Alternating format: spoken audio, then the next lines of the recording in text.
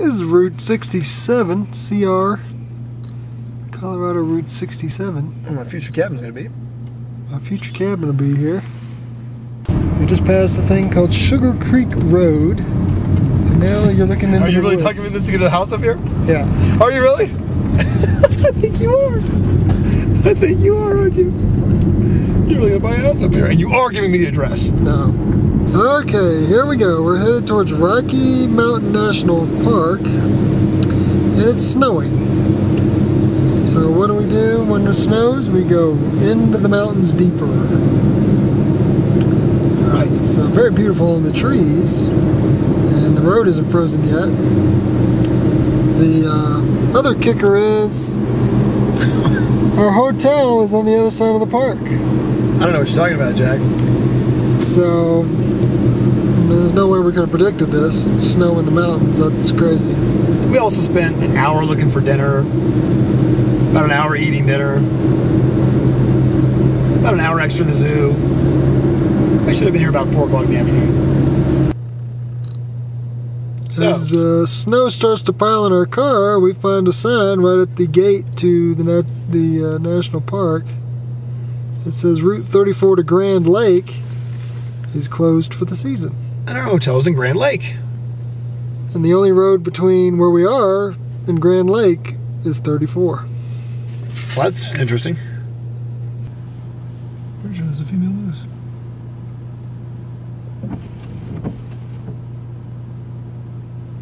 Yeah, 'cause there's a male one down there with big antlers.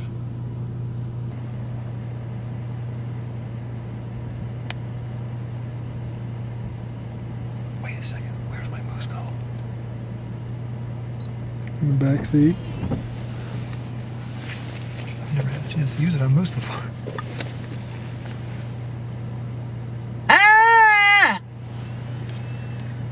Did you have a look? Nope.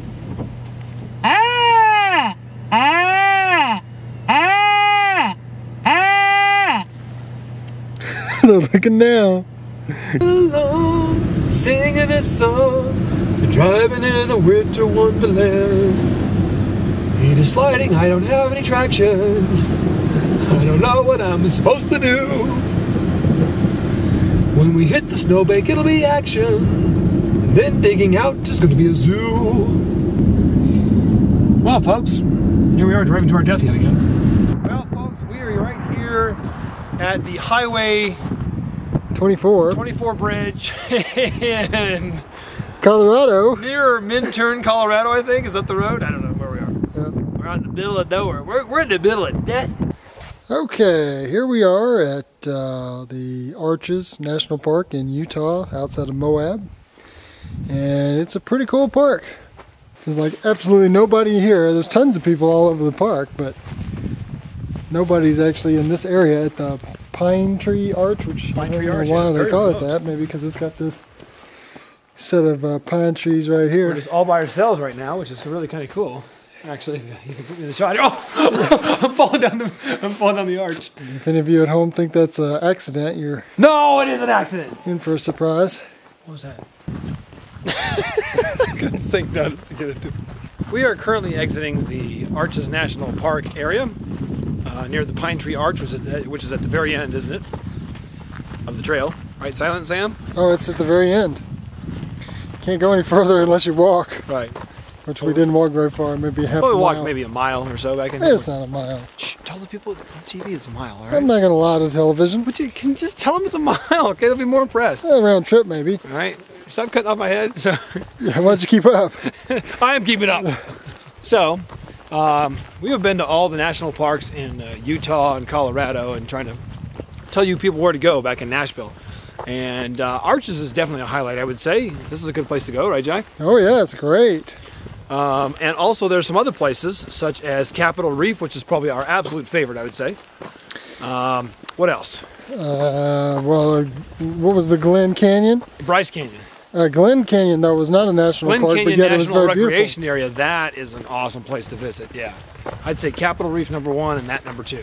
We're just going to do that and this and a little bit more, and I'd say definitely go to Arches, and I would say don't waste your time in Great Basin National Park in Nevada, because that place blows. It's pretty lame. I'm going bald. Yeah, I see that.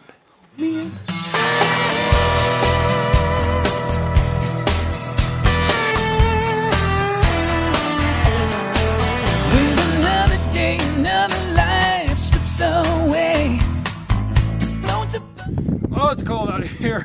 Well, folks, as we continue our tour of the Utah National Parks, here we are in beautiful, incredible Canyonlands National Park, actually. Behind us, you can see these incredibly deep canyons. We're talking, thousands of feet below us here. If I took a couple of steps, I'd pretty much be dead meat, as you can see. So, essentially, what we're doing here is we're trying to see what's the best of Utah. We're going to go ahead and say Capitol Reef is probably the best place you can go as far as national parks. I'd say Canyonlands is probably second. And coming in a close third, we would say, I guess, Arches National Park. So, really nice place out here. I can hardly speak because it's so cold, and this cold air is just going whoop. Run down, run around, biting my tongue. Hardly my sad tail. But the rolling in and stepping out, nothing but fun. I finally had to bail. Nothing worse than trying too hard.